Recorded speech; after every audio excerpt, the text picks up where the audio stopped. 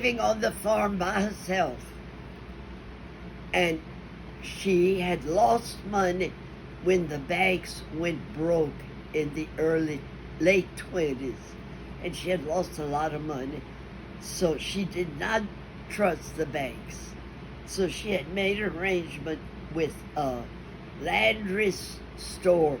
He had a big metal safe, as big as that little closet right here. She asked him if he would hold her money in there. She knew nobody could break in, and she trusted him. So she would put her money in there, but sometimes she would keep money at her house. And she said she would hide her money, but she knew exactly where she would hide her money. Well, she had 500 or 5,000, I don't remember, in Prince Albert.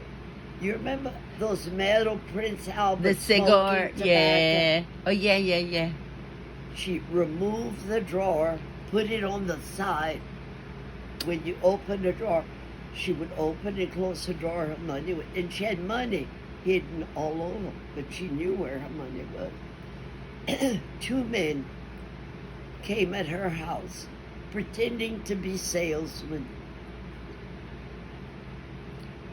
grabbed her, tied her up.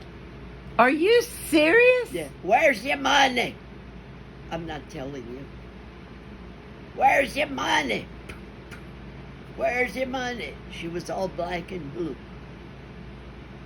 I'm not telling you. Well, they said, we're going to find it. They ransacked her house, found, I think, $500. Hey, we found your money, girl. You can't keep it from us.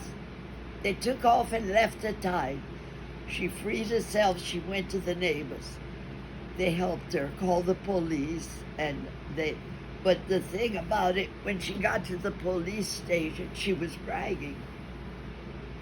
Well, they didn't get the big pile of money I had it hidden somewhere else. They didn't find that pile, but they found a small pile. The policeman heard, so said, they stopped looking for the people that ever took her money, yeah. So I don't know if it was after that she went and lived with Grandma Mo in her little house with her 3 little children, or if she broke her hip or her leg and she went and lived at Grandma Mo's, but never went back to her house. Oh, I see. Never went back to her house. Huh. So, and people knew that. Yeah. Her house was filled with beautiful things. In fact, that steeple clock that Dalton has came from Grandma Phanalie. Yeah. She had brought her clock with her at Grandma Mo's because she needed to tell the time. Yeah. Grandma Mo let her live in her dining room, took her dining room off, and she stayed there for over 20 years, never went back to her house. But she would go, get a taxi, and she would make Nidra's little brother go with her. It was beginning to rain from the roof, so he would put buckets, and then she would go, would go and empty the buckets. And from then on, Dad and I got married. He went and showed me Grandma Phanalie. Maureen was with us. We went to look at Grandma Phanalie's house. But he was so afraid of Phanalie. There was one window that was busted. At the foot of the window was a big wooden trunk. Daddy opened the trunk. Beautiful clothes, embroidered clothes, and I remember a parasol, white parasol, and Daddy said, no, oh no, you can't take nothing, you can't take nothing. We went around the back, got into the kitchen. That's as far as we could get, because the floor was so rotten. He was afraid we'd hurt ourselves. The mantles still had clocks on them. Her beds, people was looking for money.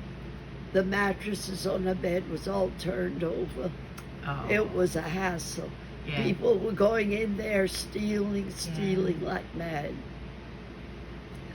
And that little pocham that I have on the, no, that's not the one, but one like it. When Grandma saw that, Grandma Mo, she told me my mama had some of those just like that, and they were all stolen. Yeah. Yeah, people came in and stole everything.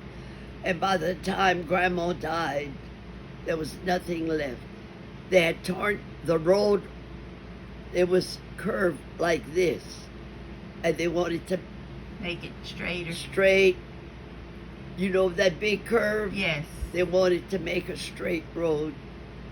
And they tore the house down because they were passing right on the house. When Phanalie heard they had torn her house down, she went to the courthouse, raised hell, and told them.